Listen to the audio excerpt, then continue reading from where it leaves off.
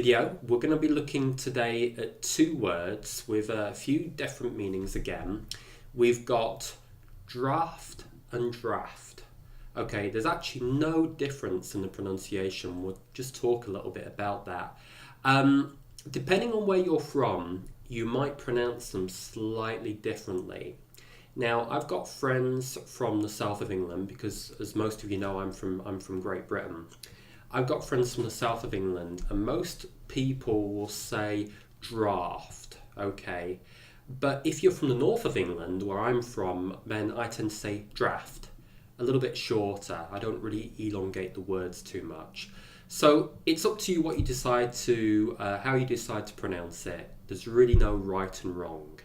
But I think a lot of this is sort of realised by context of what you're talking about.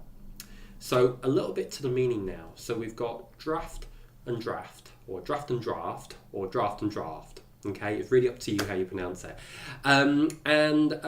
Commonly we can use draft because it's summertime now and everyone wants a nice cold beer.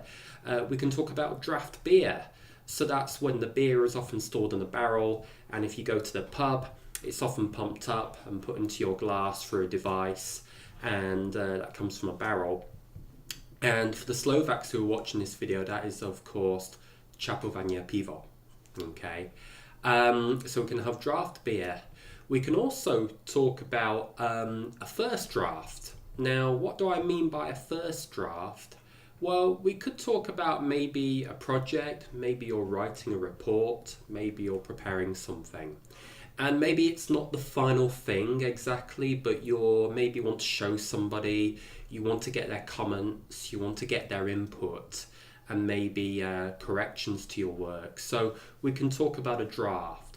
So very commonly, writers or people that write books often maybe submit a first draft to their publisher, and they come back to them with a lot of different changes and things that they should alter or update, and then they go back and make more edits and so on until the book's finally complete. A little bit similar with reports at work, the same type of thing. Maybe you might send this to a colleague, maybe even your boss, and they might make changes to your draft. Okay. Next one is a little bit, I tend to feel this if people leave windows open or doors open, and I wouldn't really call this wind, because it's not strong enough to be wind, but it's when maybe you often feel at the back of your head, or maybe you feel it by your feet, you feel maybe, let's say, some cold air coming in to the room or where you're sat or where you're based. And we can call this a draft. Okay, so we can call it a draft of wind, a draft of air coming in. Okay, notice that I'm sometimes changing how I pronounce the word draft, but as I said, it really depends where you're from, who you're mixing with. My sort of tip is to obviously go with what you feel more comfortable with. I do tend to say draft. If I go back to the north of England for any length of time, I'll say draft, okay, rather than draft. But anyway, that last word again, draft, it's spelt like this. And when we talk about a first draft, it's spelt like that. Now, with draft beer, it can be spelt either way, actually, because if you go to Britain, you'll find it spelt using EAU form, because that's British English. But with draft in America, it's just a little bit simpler. It's DRAFT.